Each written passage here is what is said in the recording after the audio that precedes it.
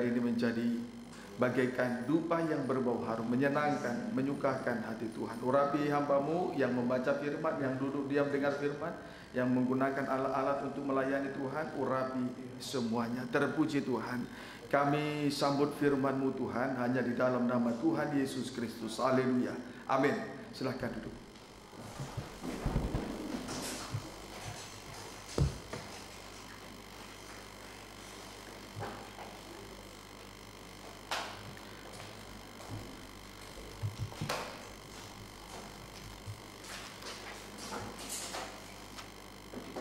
Salam saudaraku. Selamat malam, salam sejahtera bagi kita semua.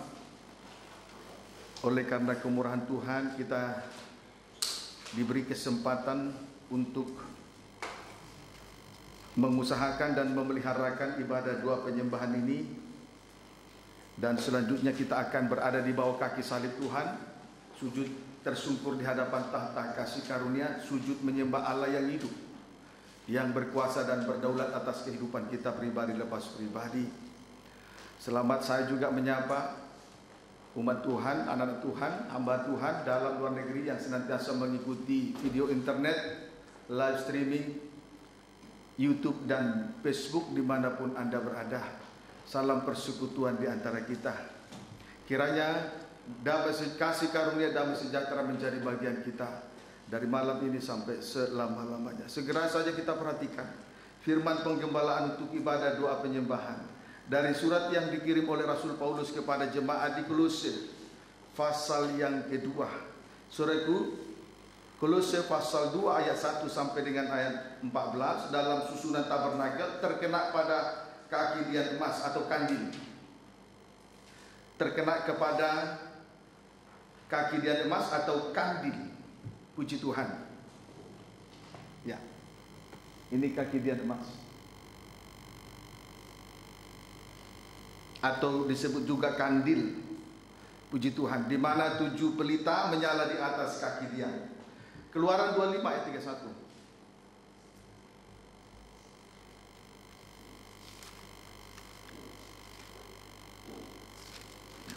Silakan. Mengenai kandil. Iya. Haruslah engkau membuat kandil dari emas murni. Iya, membuat kandil dari emas murni. Terus dari emas tempang. Iya. Harus kandil itu dibuat. Iya. Baik kakinya, baik Iya. batangnya, Iya. kelopaknya, Iya. dengan tombolnya dan kembangnya. Seluruhnya. Terus Haruslah seiras dengan kandil itu. puji Tuhan. Kaki dian emas dibuat dari emas murni, dari emas tempaan. Ya. Dari emas. Jadi kaki dian emas dalam kurung kandil seluruhnya dibuat dari emas murni, dari emas tempaan. Ditempa berarti dipanaskan. Tujuannya supaya mudah dipukul dan dibentuk menjadi kaki dian emas. 7 pelita menyala di atasnya. Demikian pula sidang jemaat harus mengalami proses sengsara yang semacam ini untuk dapat menjadi terang di tengah-tengah dunia yang gelap ini. Puji Tuhan. Apa tanda dunia ini gelap? Bengkok hatinya dan sesat. Bengkok hatinya dan sesat. Kita segera kembali memperhatikan Kolose 2 ayat 1.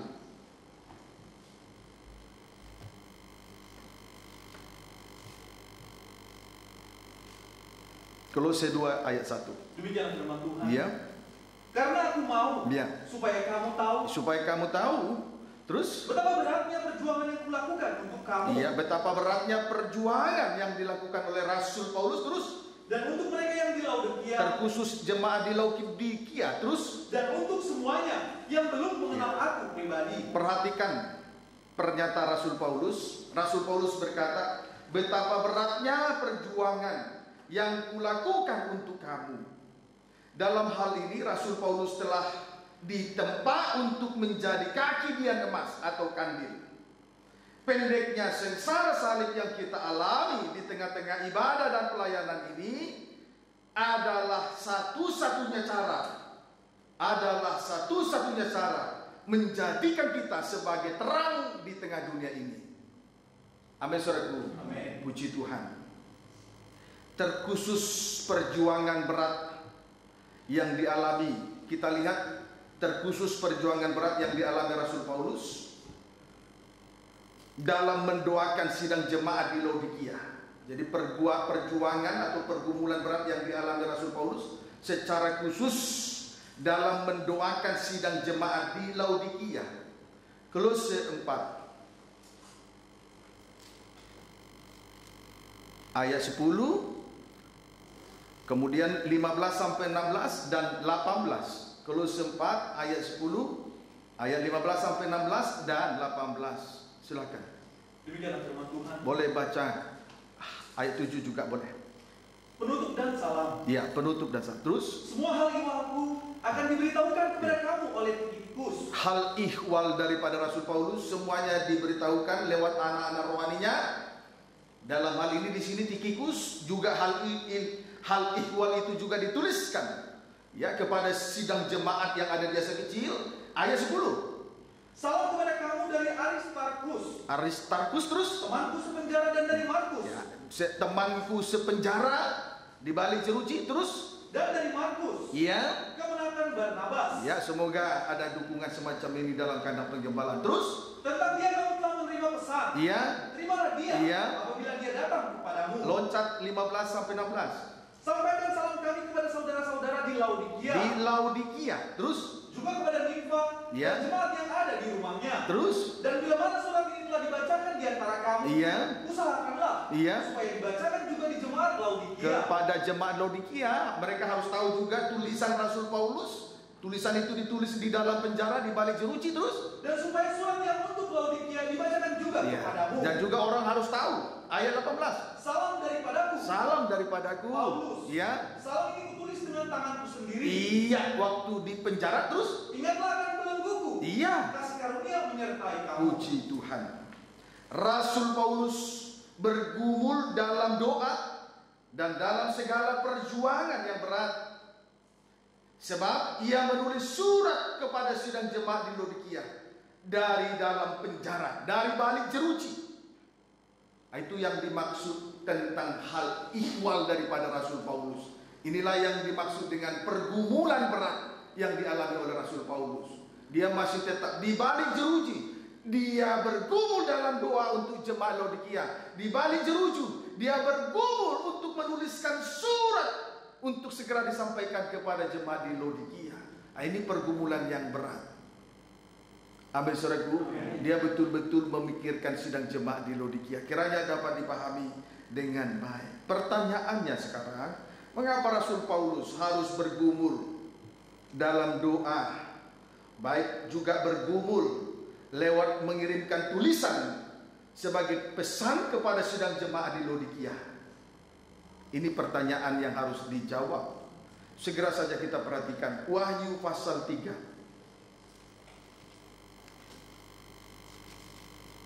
Wahyu pasal yang ketiga ayat 14 sampai 15. Demikianlah firman Tuhan. Iya. Kepada jemaat di Laodikia. Iya.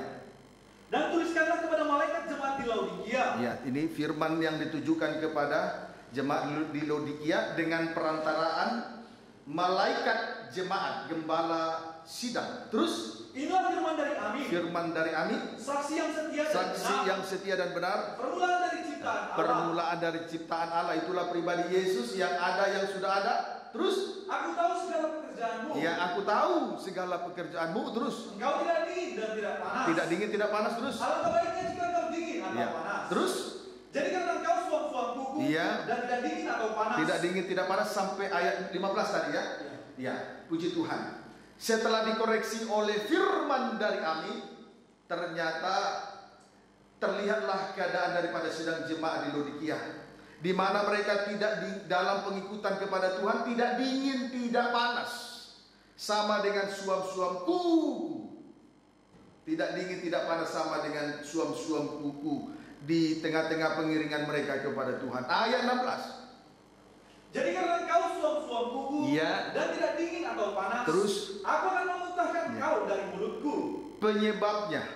Penyebab suam-suam kuku. Titik 2. Jemaat di Laodikia bergantung kepada harta dan kekayaan sesuai dengan pengakuan mereka. Titik 2, aku kaya dan aku telah memperkayakan diriku, dan aku tidak kekurangan apa-apa. Puji Tuhan. Haleluya. Inilah yang menyebabkan sehingga mereka tidak dingin dan tidak panas, atau suam-suam kuku di dalam mengiringi Tuhan. Kalau seseorang masih bergantung kepada yang lain, pengikutan orang semacam ini tidak teguh, tidak kuat. Saya sampaikan ya, saudara perhatikan. Kalau pengikutan seseorang masih bergantung kepada yang lain-lain, pengikutan semacam ini tidak kuat dan tidak goyah. Tidak kuat dan mudah sekali goyah. Kiranya dapat dipahami dengan baik. Sekarang kita lihat dulu 1 Petrus 1 ayat 18 sampai 19. 1 Petrus 1 ayat 18 sampai dengan ayat 19.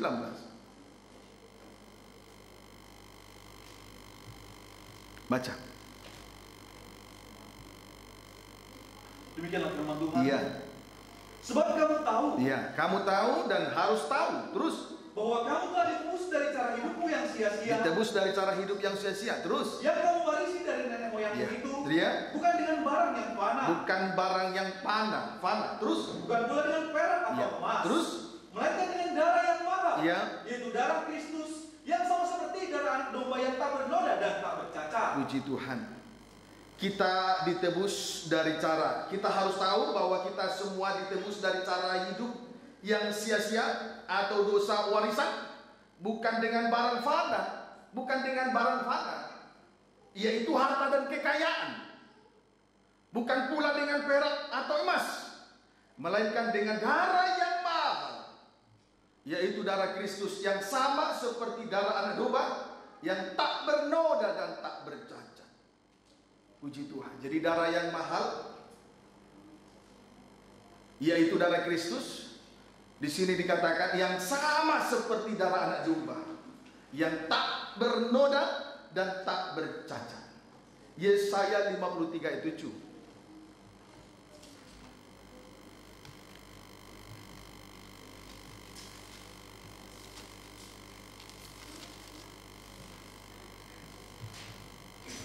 Yesaya 53 ayat 7. Silakan. Demikianlah firman Tuhan. Ya. Dia dianiaya. Terus. Tetapi dia membiarkan diri ditindas. Terus. Dan tidak membuka mulutnya. Terima kasih. Perhatikan di sini. Dia dianiaya atau teraniaya. Tetapi dia membiarkan diri ditindas dan tidak membuka mulutnya. Ya. Dan tidak membuka mulutnya. Ini sesuatu yang luar biasa.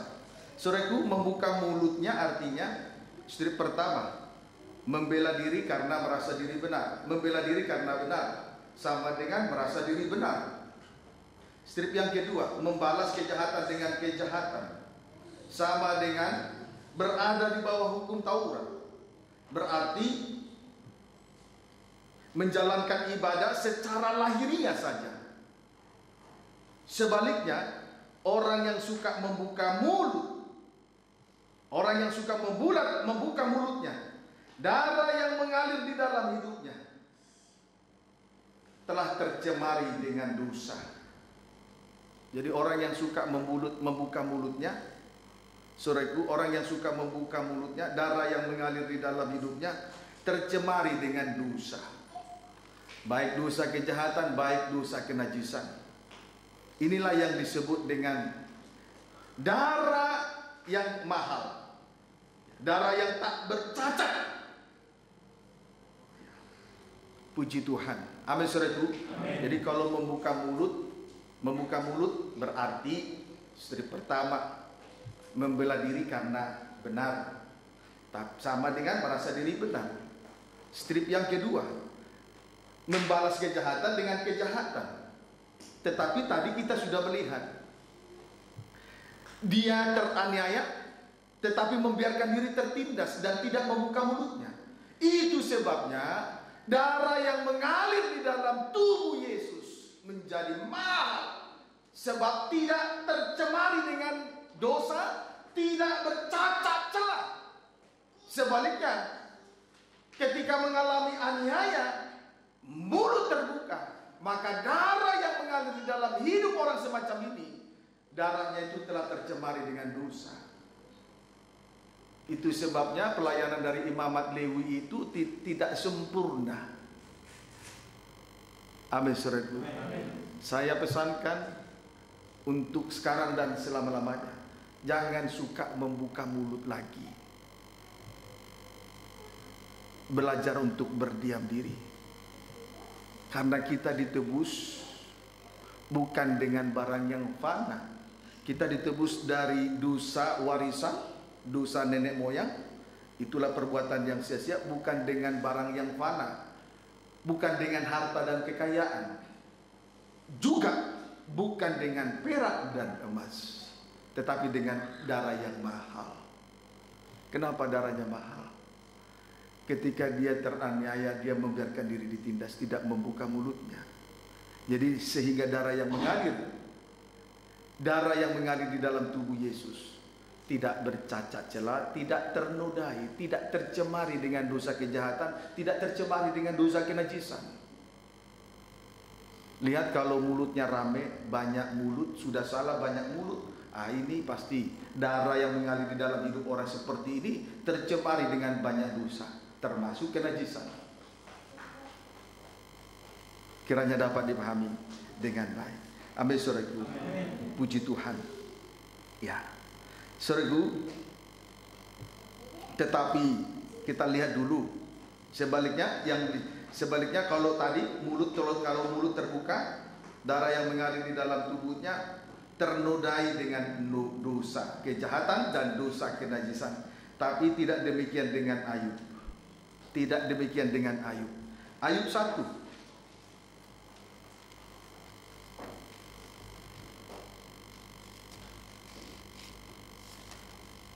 Ayub 1 ayat 20 sampai 22, baca. Demikianlah firman Tuhan. Ya. Maka berdirilah Ayub, Ya. lalu mengoyak jubahnya dan mencukur kepalanya. Kemudian sujudlah ia dan menyembah. Ayat 21 22. Katanya, dengan telanjang aku keluar dari kandungan ibuku, dengan telanjang juga aku akan kembali ke dalamnya. Ya. Tuhan yang memberi, Tuhan yang mengambil. Terpujilah nama Tuhan. 22. Dalam kesemuanya itu Ayub tidak berbuat dosa. Tidak berbuat dosa, terus Dan tidak perlu Allah berbuat yang kurang patuh. puji Tuhan. Kita melihat dulu ujian yang pertama. Ayub ketika menghadapi ujian yang pertama, Ayub kehilangan harta dan kekayaan, serta kehilangan 7 anak laki-laki dan 3 anak perempuan. Ya. Kemudian ketika mengalami ujian yang pertama, Ayub berkata,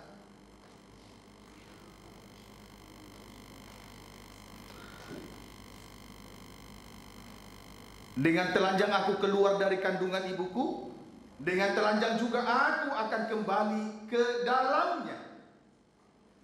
Tuhan yang memberi, Tuhan yang mengambil. Terpujilah nama Tuhan. Jadi apapun yang dilakukan oleh Tuhan, Ayub tetap memuji nama Tuhan. Amin, saudaraku. Puji Tuhan. Tuhan yang mengambil, Tuhan yang memberi, Tuhan yang mengambil.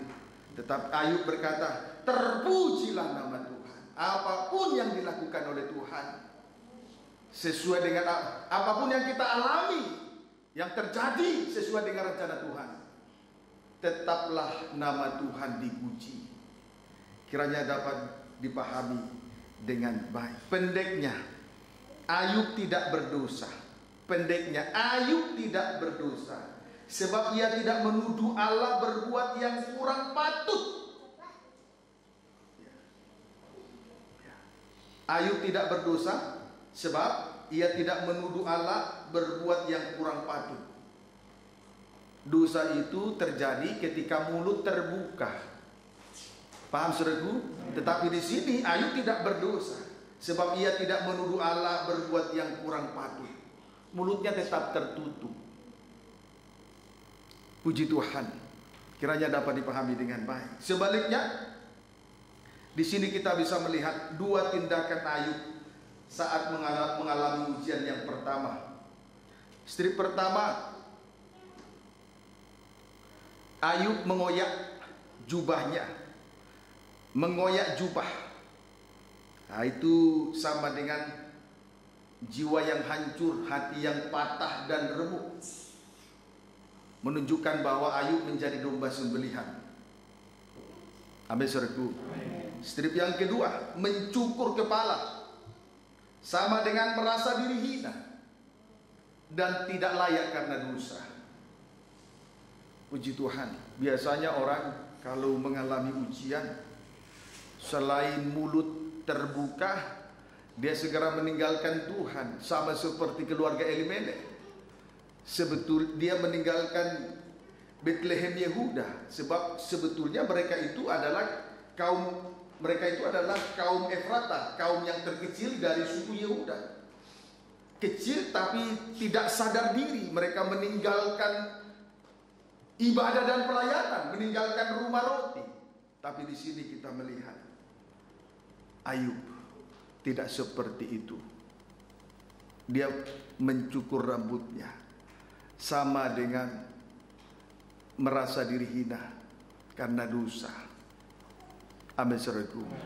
Puji Tuhan. Jadi sama, mulut dengan praktek atau perbuatan itu sama.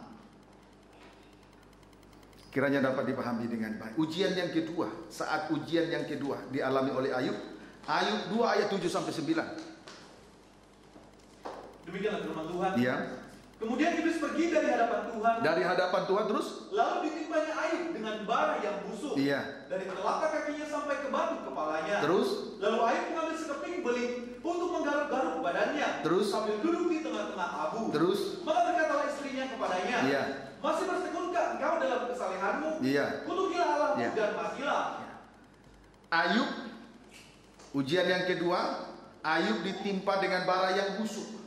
Dari telapak kakinya sampai ke batu kepalanya. Kemudian dalam keadaan menderita, justru istri Ayub berkata, istri pertama, masih bertekunkah engkau? Masih bertekunkah engkau dalam kesalehanmu?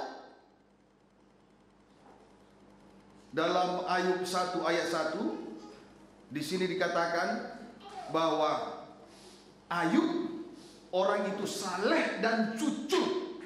Ia takut akan Allah dan menjauhi kejahatan.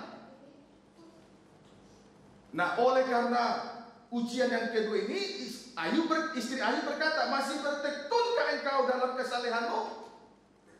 Memang Ayub itu orang yang saleh, jujur, takut Tuhan, benci kejahatan. Sesuai dengan Ayub 1 ayat 1. Yang mengalami penderitaan, ujian yang kedua Ayub, bukan istrinya, tapi di sini justru istrinya yang banyak bicara, banyak mulut. Strip yang kedua, istri Ayub berkata, kutukilah Allahmu. Kutukilah Allahmu.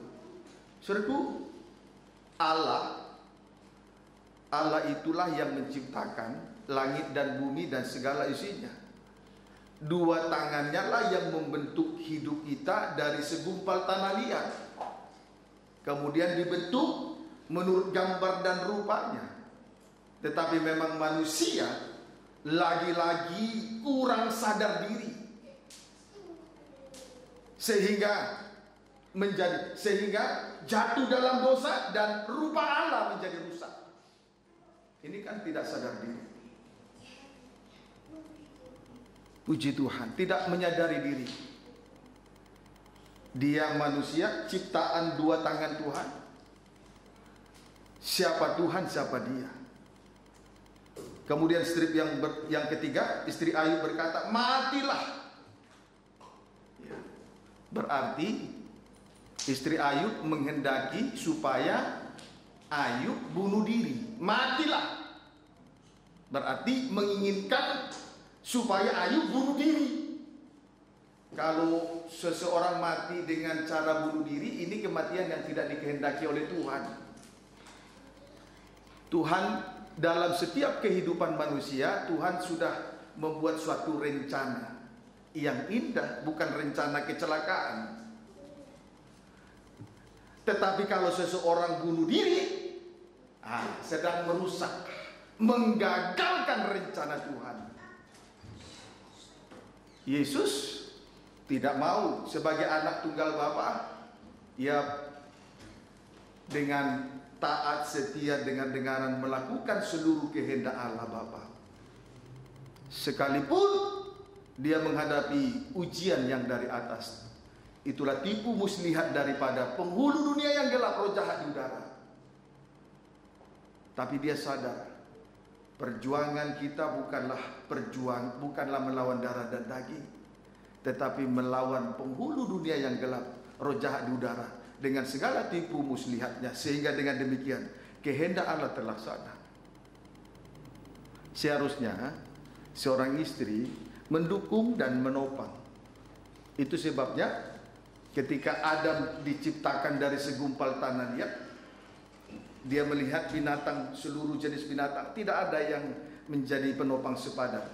Akhirnya Tuhan membuat Adam tidur, lalu diambillah salah satu dari tulang rusuk, lalu dibangunkanlah seorang perempuan untuk menjadi penolong yang sepadan.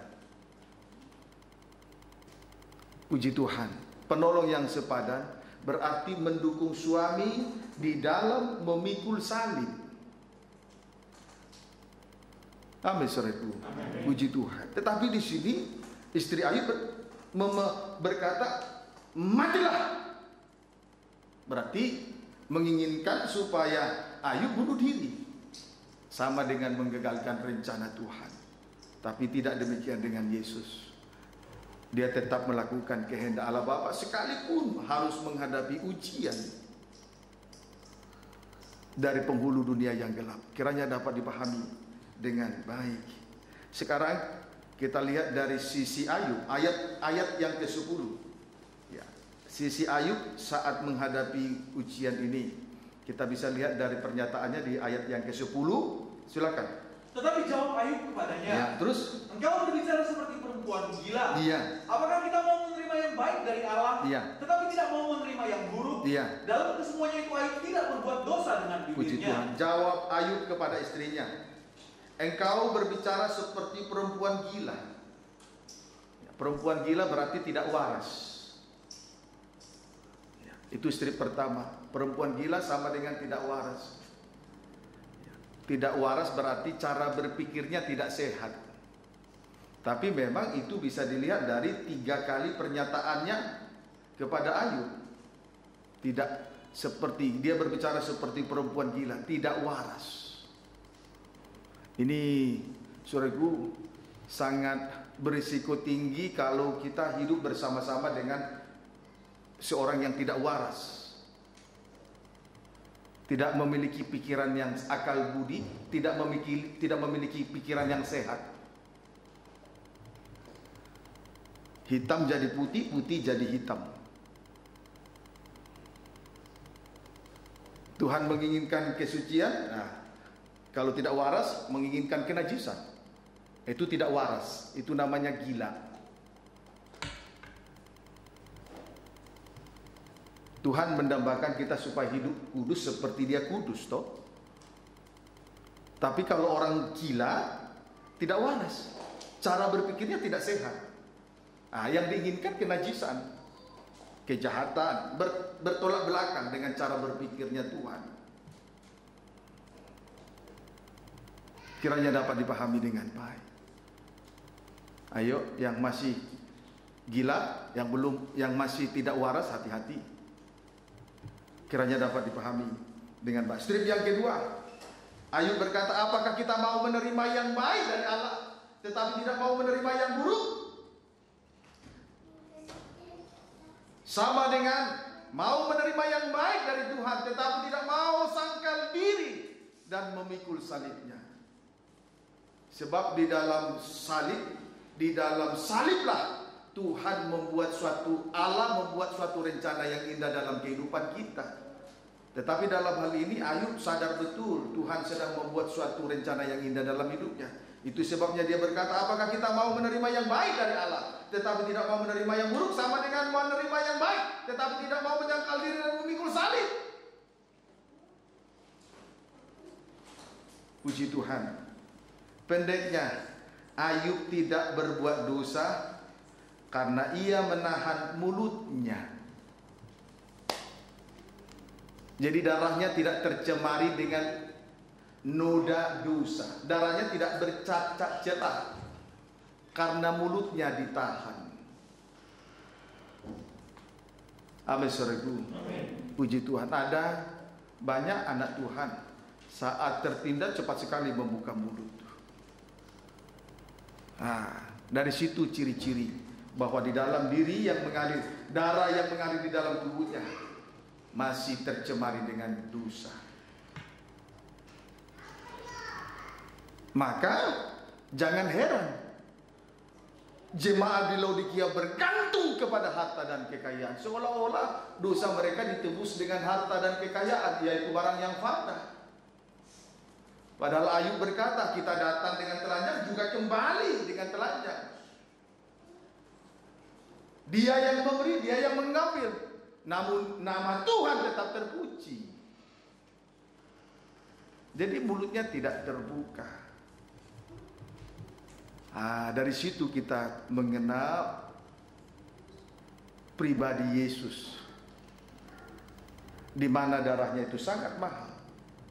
Mari kita berkaca, bercermin kepada firman, kepada pribadi Yesus Kristus. Dialah firman yang hidup. Kiranya dapat dipahami dengan baik. Dua tindakan Ayub saat ditimpa bara yang busuk. Istri pertama mengambil sekeping beling dan menggaruk-garuk badannya. Ini berarti menjadi hati, jiwa hancur, hati yang patah dan remuk, sama dengan menjadi domba sembelihan. Strip yang kedua, duduk di tengah-tengah abu. Ayub duduk di tengah-tengah abu, berarti menyadari diri sebagai orang yang hina karena dosa. Banyak orang merasa diri benar dan mempersalahkan salib dan sengsara yang dialaminya. Kiranya dapat dipahami dengan baik. Ya. Dengan demikian kita dapat menarik kesimpulannya, Ayub teraniaya, tetapi dia membiarkan diri ditindas dan tidak membuka mulutnya. Puji Tuhan. Mengapa Ayub mau menerimanya? Karena darah dan daging serta harta dan kekayaan tidak mewarisi kerajaan surga dan tidak dapat menyucikan kita dari dosa. Amin, saudaraku. Puji Tuhan. Ayub 2 ayat 11 sampai 12. Demikianlah firman Tuhan. Ya. Ketika sahabat Ayub mendengar kabar tentang segala malapetaka yang menimpa dia, maka datanglah mereka dari tempatnya masing-masing. Terus, yakni Elifas orang Teman, dan Bildad orang Suah, serta Zofar orang Naamah. Terus, mereka bersepakat untuk mengucapkan bela sungkawa kepadanya dan menghibur dia. Terus, ketika mereka memandang dari jauh, terus mereka tidak mengenalnya lagi, terus lalu menangislah mereka dengan suara nyaring. Mereka memoyang jubahnya dan menaburkan debu di kepala terhadap langit. Ketika teman-teman Ayub melihat Elifas, Bildad dan Zofar memandang Ayub dari jauh, mereka tidak mengenalnya lagi. Dari gambaran ini kita bisa mengetahui dengan jelas penderitaan Ayub begitu hebat sekali. Namun sekalipun demikian, mulutnya tidak terbuka, karena dia sadar yang menyucikan dosa adalah darah yang mahal, darah anak domba yang tak bercacat celah, yang tidak dicemari oleh dosa. Amin, saudaraku. Kiranya dapat dipahami dengan baik. Yesaya 53 ayat 2 sampai 4.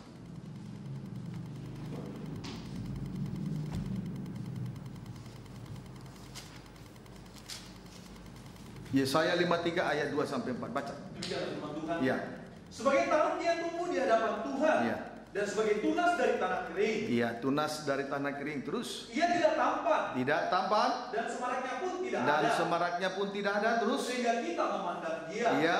Dan rupa pun tidak. Iya. Sehingga kita menginginkannya. Iya. Terus. Ia dihina. Ia dihina. Dan dihindari orang. Ia dihindari orang. Seorang yang penuh kesengsaraan. Penuh kesengsaraan. Dan yang biasa menderita kesakitan. Iya. Terus dari pembacaan ini kita bisa melihat gambaran betapa hebatnya penderitaan Yesus. Terus. Ia sangat dihina. Ia sangat dihina. Sehingga orang menutup mukanya terhadap dia. Orang menutup muka berkah. Terus? Dan bagi kita pun dia tidak masuk hitungan. Tidak masuk hitungan. Terus? Tetapi sesungguhnya penyakit kita lah yang ditanggungnya. Terus? Dan kesengsaraan kita yang dipikulnya. Terus? Padahal kita mengira dia kena tulah, dipukul dan ditindas Allah. Gambaran yang mari kita lihat ketika Yesus mengalami sengsara salib. Ia tidak tampan. Strip pertama, ia tidak tampan dan semaraknya pun tidak ada. Strip yang kedua, ia dihina dan dihindari orang. Strip yang ketiga, ia sangat dihina sehingga orang menutup mukanya terhadap dia. Strip yang keempat, kita mengira dia kena tulah, dipukul dan ditindas Allah. Dari apa yang dialami oleh Yesus inilah gambaran sengsara yang dialami oleh Yesus Kristus. Dari gambaran ini kita bisa tahu betapa hebatnya penderitaan Yesus. Namun sekalipun demikian, tetap mulut tidak terbuka. Amin, saudaraku. Puji Tuhan. Kiranya dapat dipahami dengan baik. Haleluya. Nah,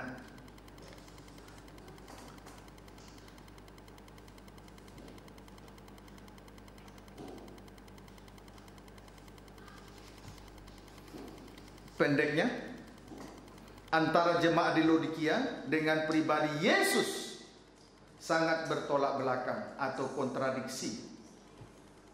Wahyu 3 ayat 17.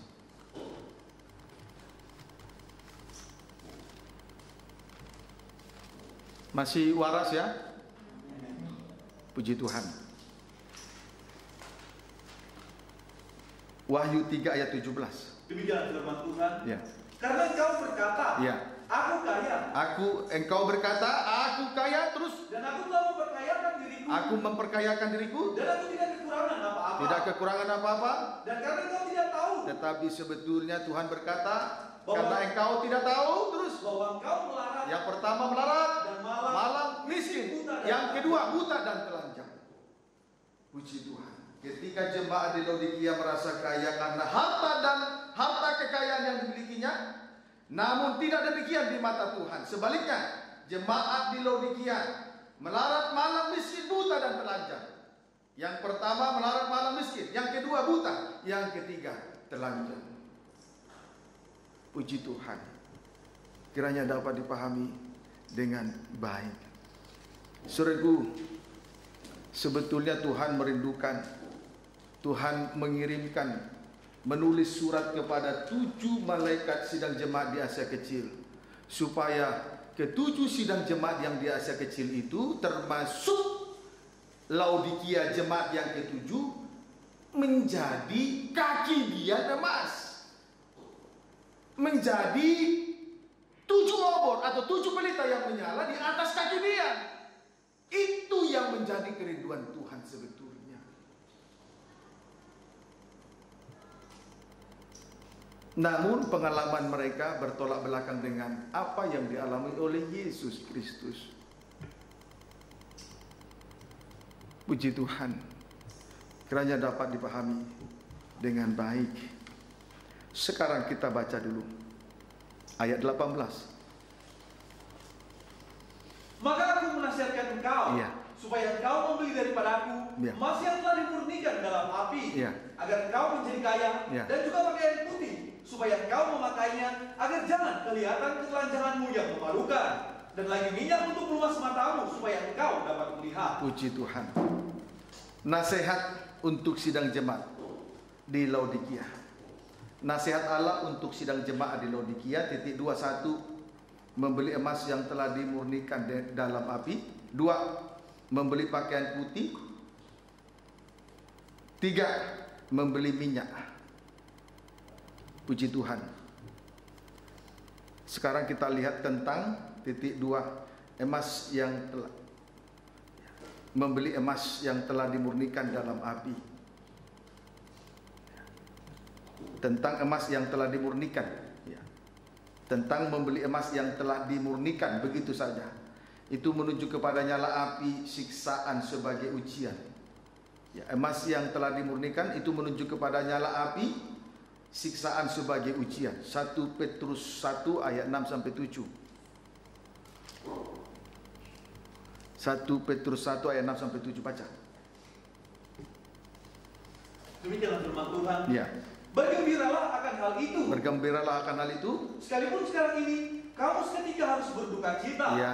Oleh berbagai pencobaan. Banyaknya pencobaan sampai membuat kita berduka cita. Terus maksud semuanya itu dari ujian dan cobaan itu terus untuk membuktikan kemurnian iman. Membuktikan kemurnian iman. Terus yang jauh lebih tinggi nilainya. Lebih tinggi nilainya daripada emas yang fana. Daripada emas yang fana, harta yang fana. Terus yang diuji kemurniannya dengan api. Ya. Sehingga kamu memperoleh puji-pujian dan kemuliaan dan kehormatan pada Yesus Kristus menyatakan dirinya. Puji Tuhan. Berduka cita oleh berbagai-bagai pencobaan atau ujian, maksud semuanya.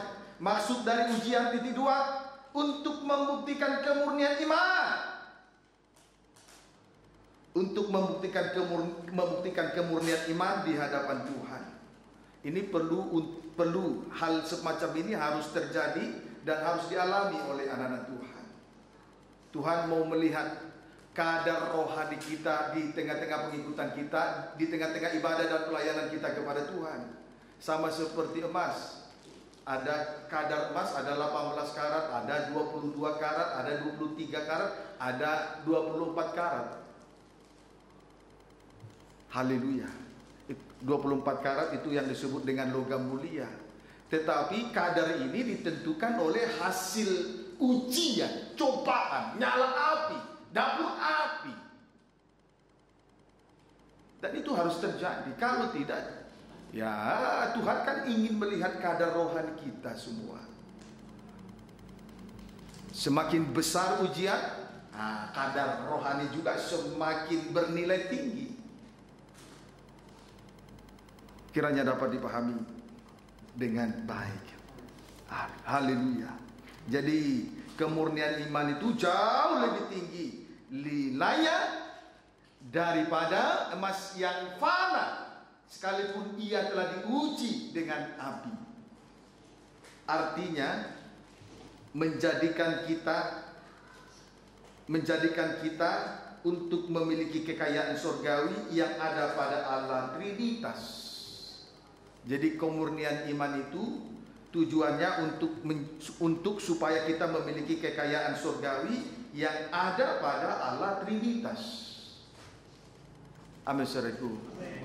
Puji Tuhan. Allah Bapa tabiatnya kasih, Allah Anak tabiatnya benar sesuai dengan firman, sama dengan pikul salib. Allah Roh Kudus tabiatnya menolong, menghibur, menguatkan, mengajar dan lain sebagainya. Itu kekayaan surgawi. Bernilai tinggi, lebih tinggi nilainya dari emas fana. Amin saudaraku. Puji Tuhan. Kiranya dapat dipahami dengan baik. Sekarang tentang pakaian putih.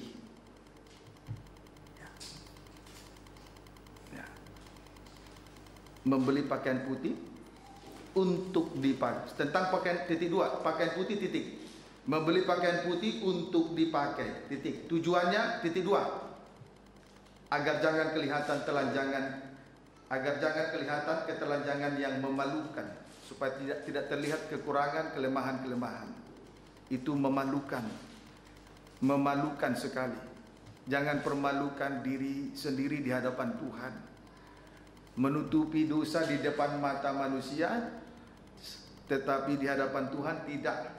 Itu sama dengan mempermalukan dirinya di hadapan Tuhan. Tidak ada artinya. Amin saudaraku. Puji Tuhan. Kejadian 3 ayat 21.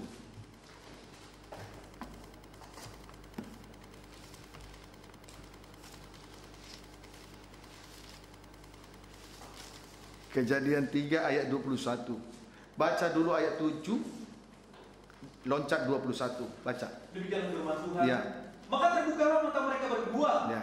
Dan mereka tahu bahwa mereka telanjang. Setelah jatuh dalam dosa, mereka akhirnya menyadari bahwa mereka telanjang. Terus lalu mereka menyemat daun pohon ara dan membuat kemudian mereka berusaha menutupi dosa dengan dengan kebenaran diri sendiri. Ini sifatnya tidak kekal, rapuh seperti daun pohon ara. Ayat 21. Dan Tuhan Allah membuat pakaian dari kulit binatang. Tuhan Allah membuat pakaian dari kulit binatang, terus untuk manusia dan untuk istrinya itu, lalu mengenakannya kepada mereka. Puji Tuhan. Di sini setelah Adam dan Hawa jatuh dalam dosa, Tuhan membuat pakaian dari kulit binatang untuk Adam dan Hawa agar mereka tidak telanjang.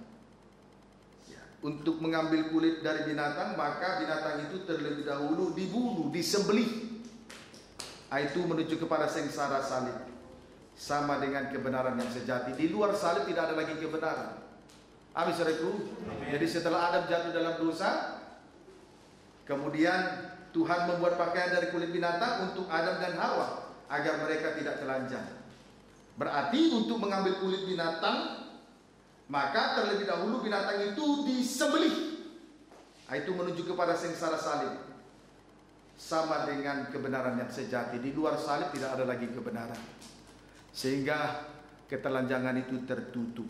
Beda kalau kita menutupi dosa dengan kebenaran diri sendiri, rapuh sama seperti daun pohon ara yang digunakan untuk menutupi ketelanjangan mereka. Tidak lama akan tertelanjang lagi. Ini yang Tuhan mau, membeli pakaian putih seperti ini.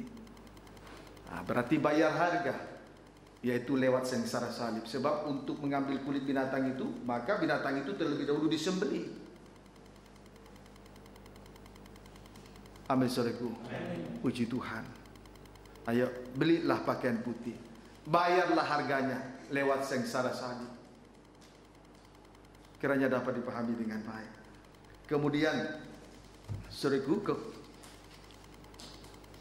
tentang minyak.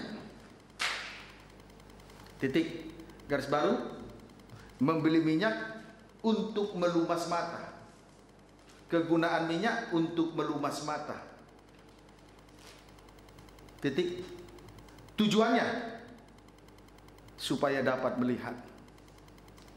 Supaya dapat melihat. Haleluya.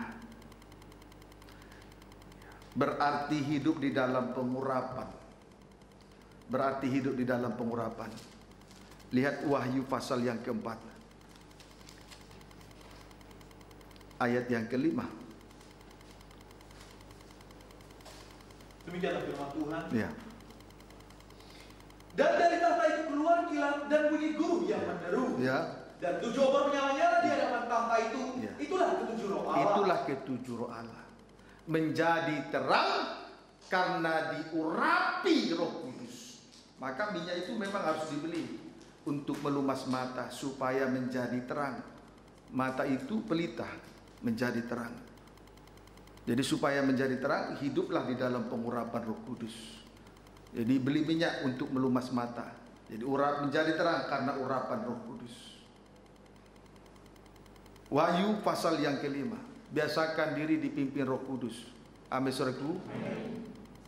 Beli minyak, bayar harganya, walaupun tidak enak bagi dagingmu. Jangan pikiranmu kotor saat beribadah.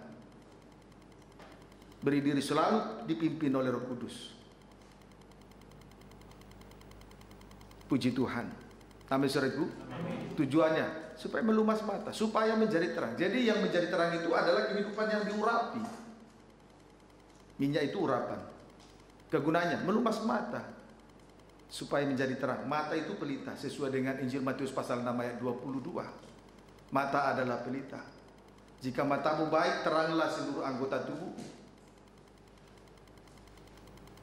Puji Tuhan. Lebih rinci, Wahyu pasal yang kelima ayat 6. Demikianlah firman Tuhan. Ya. Maka aku melihat di tengah-tengah tahta dan keempat makhluk itu, dan di tengah tua-tua itu berdiri seekor anak domba seperti itulah disembelih. Bertanduk 7 dan bermata 7. Bermata 7. Terus itulah ketujuh roh Allah yang diutus ke menjadi terang karena kehidupan yang diurapi. Jadi kehidupan yang diurapi menjadi terang di tengah dunia, seperti orang-orang yang diutus oleh Tuhan. Itulah hamba-hamba Tuhan yang diurapi. Puji Tuhan. Kiranya dapat dipahami dengan baik. Nah, saudaraku, maka kita harus sadar betul bahwa untuk menjadi 7 pelita yang menyala di atas kaki Dian, memang harus mengalami sengsara salib. Rasul Paulus dalam doa ia bergumul, dalam segala perjuangan ia menulis surat kepada sidang jemaat, terkhusus sidang jemaat di Laodikia. Nah, kenapa ada pergumulan? Mengapa Rasul Paulus bergumul berat terhadap sidang jemaat di Laodikia? Ternyata baru kita menyadari dan melihat betapa sidang jemaat Laodikia ini tidak dingin, tidak panas, suam-suam kuku di tengah pengikutan mereka kepada Tuhan. Penyebabnya mereka bergantung kepada harta dan kekayaan, tidak lagi sepenuhnya bergantung kepada kasih agape, kemurahan Tuhan. Akhirnya menjadi suam di tengah pengikutan kepada Tuhan. Haleluya. Mereka yang tadinya merasa diri kaya, tidak kekurangan apa-apa, tapi sebaliknya di mata Tuhan mereka melarat malang miskin. Itu yang pertama. Kemudian yang kedua buta, yang ketiga telanjang. Nah, supaya kemiskinan semacam ini tidak dialami oleh sidang jemaat di Laodikia, maka Tuhan beri nasihat pada ayat 18. Ayat 17, jemaat Laodikia merasa diri kaya, namun sebaliknya di mata Tuhan miskin, melarat malang miskin, buta dan telanjang. Suatu ayat 18, Tuhan memberi nasihat, 3 nasihat Tuhan supaya mereka tidak miskin, tidak buta dan tidak telanjang. Supaya mereka tidak miskin, membeli emas yang telah dimurnikan. Supaya kita menjadi kaya seperti kekayaan yang terdapat di dalam Allah Trinitas. Allah Bapa tabiatnya kasih, Allah Anak tabiatnya benar sesuai dengan hidup benar sesuai dengan firman sengsara salib. Kemudian Allah Roh Kudus hidup di dalam pengurapan. Itu kekayaan surgawi yang terdapat di dalam Allah Trinitas. Kemudian supaya jangan buta, membeli minyak. Kegunaannya melupas mata.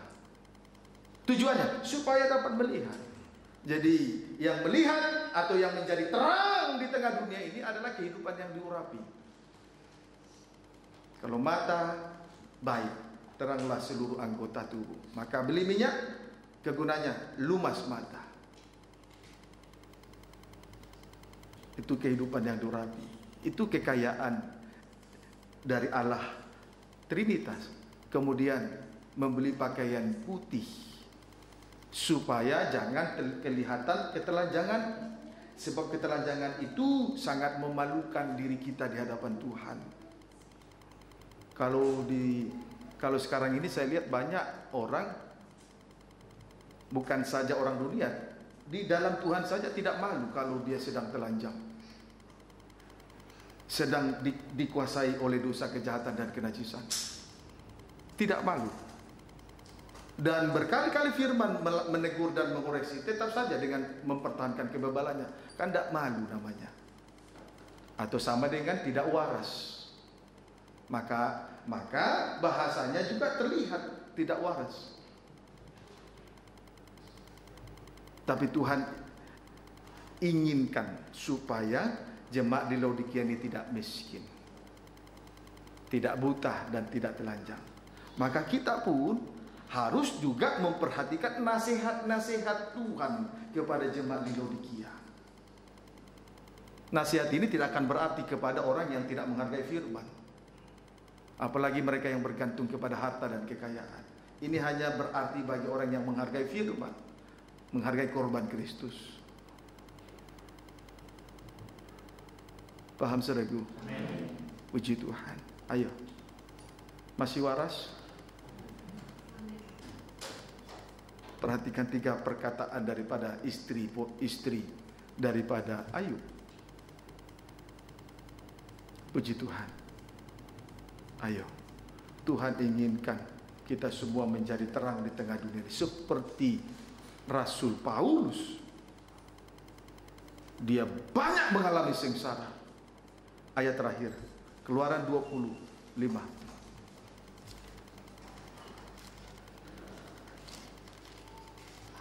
Ayat 31, baca. Demikianlah firman Tuhan Iya.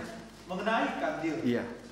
Haruslah engkau membuat kandil dari emas murni. Dari emas murni, terus Dari emas tempaan harus kandil itu dibuat. kemudian emas tempaan itu sengsara salib, terus Baik kakinya, baik batangnya, Iya. kelopaknya, dengan tombolnya dan kembangnya haruslah seiras dengan kandil itu. puji Tuhan. Haleluya. Jadi, saudaraku, membuat kandil atau kaki dia emas seluruhnya terbuat dari emas murni. Nah, itu kekayaan surgawi yang terdapat di dalam pribadi Allah Trinitas. Kemudian dari emas tempaan, itu sengsara yang dialami oleh Yesus Kristus untuk menutupi dosa ketelanjangan kita semua. Kemudian kandil itu dibuat baik kakinya, baik batangnya, kelopaknya, dengan tombolnya dan kembangnya. Seluruhnya ada 9. Itu kehidupan yang diurapi Roh Kudus. Itu kekayaan dari Allah Roh Kudus. Amin, saudaraku. Puji Tuhan. Perhatikan dulu ke sini. Lihat, seluruhnya ada 9. 1 tombol bunga kelopak 1, tombol bunga kelopak 1, 2, 3. Amin, saudaraku. Amin. Kemudian tombol kelopak